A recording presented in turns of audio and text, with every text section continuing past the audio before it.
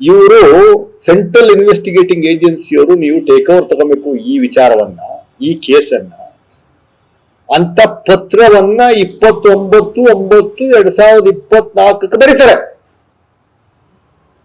ಅವತ್ತೇನೆ ಸ್ನೇಹಮಯಿ ಕೃಷ್ಣರವರು ಇವ್ರಿಗೆ ಯಾರು ಡ್ರಾಫ್ಟ್ ಮಾಡಿಕೊಟ್ಟಿದ್ರು ಪತ್ರವನ್ನ, same person drafted and given to Snehamayi Krishna, same language. ಬನ್ನಿ ಸರ್,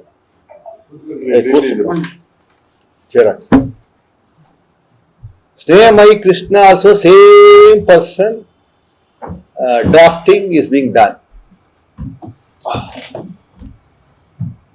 ಅವತ್ತೇ ಬರೀತಾರೆ ಅವರು ಇಮೇಲ್ ಅಲ್ಲಿ. 30ನೇ ತಾರೀಕು ECR ಫೈಲ್ ಆಗುತ್ತೆ, FIR ಫೈಲ್ ಆಗುತ್ತೆ. ಯಾರು ED ಅವರು FIR ಫೈಲ್ ಮಾಡ್ತಾರೆ. ಕೂತ್ಕೊಡ್ರಿ, FIR ಫೈಲ್ ಮಾಡ್ತಾರೆ. ಯಾರು ED ಅವರು? ಅಲ್ಲೇ ಕೂತ್ಕೊಳ್ಳಪ್ಪ. FIR ಫೈಲ್ ಮಾಡಿ, ಏನಕ್ಕೆ FIR ಫೈಲ್ ಮಾಡಿದ್ದಾರೆ, ಯಾವ ಕೇಸ್ ಆಧಾರದ ಮೇಲೆ FIR ಫೈಲ್ ಮಾಡಿದ್ದಾರೆ, ಯಾರು ರೆಫರ್ ಮಾಡಿದ್ದಾರೆ ಎನ್ನುವಂಥದ್ದು ಗೊತ್ತಿಲ್ಲ. ಕುಮಾರಸ್ವಾಮಿ ಅವರ ಲೆಟರ್ ಆಧಾರದ ಮೇರೆಗೆ FIR ಫೈಲ್ ಮಾಡಿದ್ದೀರಾ ನೀವು? It looks very clearly Kumaraswamy has return a letter. Central agency should take over this case. ಪೊಲೀಸ್ನವರು ಇನ್ ಕೊಲ್ಯೂಷನ್ ವಿತ್ ಸಿದ್ದರಾಮಯ್ಯನವರು ಅಡಿನಲ್ಲಿರುವಂತದ್ರಿಂದ ನೀವು ಇದರಲ್ಲಿ ತನಿಖೆ ಮಾಡಕ್ ಆಗಲ್ಲ ಅಂತ ಒಂದು ಪತ್ರ ಬರೆದು ಅವತ್ತೇನೆ ಈ ಸ್ನೇಹಮಯಿ ಕೃಷ್ಣನು ಸೇಮ್ ಲ್ಯಾಂಗ್ವೇಜ್ ಅಲ್ಲಿ ಬರೀತಾರೆ. ಯಾವ್ದು ಆಧಾರನೇ ಇಲ್ಲ, ತನಿಖೆ ನಡೀತಾ ಇದೆ, ಕೋರ್ಟ್ ಆದೇಶ ಇದೆ, ಲೋಕಾಯುಕ್ತ ತನಿಖೆ. Lokayukta is not coming under government of Karnataka. Basic common sense Kumaraswamy ಅವರು ಅರ್ಥ ಮಾಡ್ಕೋಬೇಕು. ಯೂನಿಯನ್ ಮಿನಿಸ್ಟರ್ ಆಗಿದ್ದೀರಿ ನೀವು.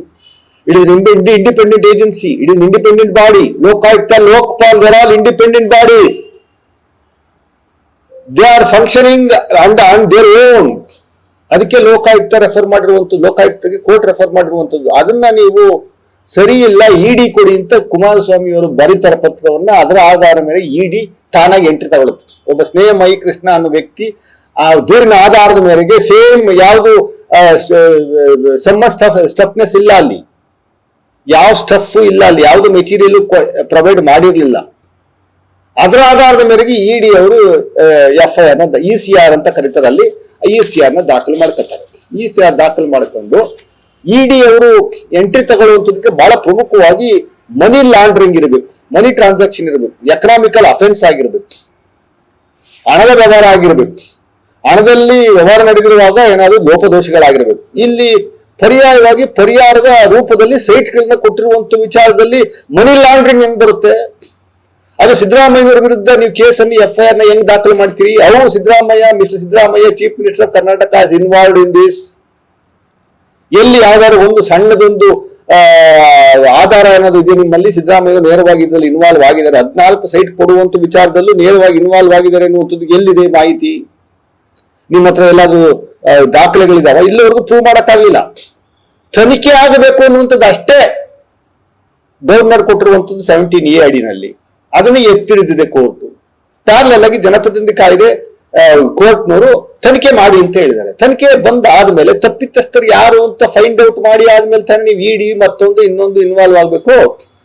ಸಡನ್ ಆಗಿ ED ಹೆಂಗ್ ಬರುತ್ತೆ ಅಂದ್ರೆ ಸಿದ್ದರಾಮಯ್ಯನವ್ರನ್ನ ನೀವು ಕೆಳಗಡೆ ಇಳಿಸ್ಬೇಕು ಅನ್ನುವಂಥ ಉದ್ದೇಶದಿಂದ FIR ಆದ ತಕ್ಷಣ FIR ಆಗಿದೆ ಕೆಳಗಡೆ ಇಳಿರಿ ಅಂತ ಹೇಳುವಂಥದಕ್ಕೆ ನೀವು ಮಾಡ್ತಾ ಇರುವಂತ ಒಂದು ಹುನ್ನಾರನ. ಆ ತರ ಆದ್ರೆ ಇಡೀ ದೇಶದಲ್ಲಿ 543 MP ಪೈಕಿ 257 ಜನರ ವಿರುದ್ಧ 257 MP ವಿರುದ್ಧ ಕ್ರಿಮಿನಲ್ FIRಗಳಿದ್ದಾವೆ ಇಡೀ ದೇಶಾದ್ಯಂತ. 257 MP ವಿರುದ್ಧ ಕ್ರಿಮಿನಲ್ FIRಗಳಿದ್ದಾವೆ. ಹಾಲಿ 67 ಮಂತ್ರಿಗಳ ಪೈಕಿ ಕೇಂದ್ರ ಸರ್ಕಾರದ ಹಾಲಿ 67 ಮಿನಿಸ್ಟರ್ಗಳ ಪೈಕಿ 27 ಜನರ ವಿರುದ್ಧ ಕ್ರಿಮಿನಲ್ ಅಫೆನ್ಸ್ಗಳಿದ್ದಾವೆ, ಕ್ರಿಮಿನಲ್ FIRಗಳಿದ್ದಾವೆ. Criminal offence including Shobha Karandlaje, including Pralhad Joshi ಅವರ ವಿರುದ್ಧ FIR ಆಗಿರುವಂತ ದಾಖಲೆಗಳು ನನ್ನ ಹತ್ರ ಇದಾವೆ.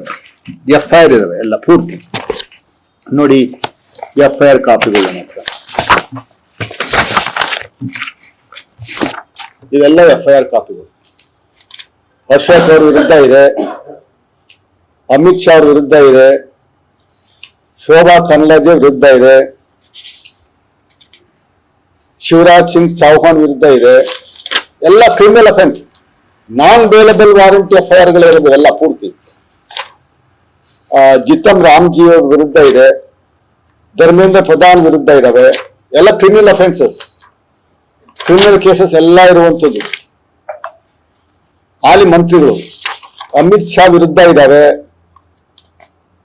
ಪ್ರಹ್ಲಾದ್ ಜೋಶಿ ವಿರುದ್ಧ ಇದೆ, ಸಾಮ್ರಾಟ್ ಚೌಧರಿ ವಿರುದ್ಧ ಇದೆ. ಎಲ್ಲ ಕಾಗ್ನಿಜೆನ್ಸ್ ಅಫೆನ್ಸ್ಗಳೇ, 10, 20, 30 ಕ್ರಿಮಿನಲ್ ಕೇಸ್ಗಳು, ಒಂದಲ್ಲ ಎರಡಲ್ಲ 10 ಕೇಸ್ ಇದಾವೆ. ಕುಮಾರಸ್ವಾಮಿ ವಿರುದ್ಧ ಇದೆ. ಕುಮಾರಸ್ವಾಮಿ ಅವ್ರ ವಿರುದ್ಧ Kumaraswamy is there on the Bail.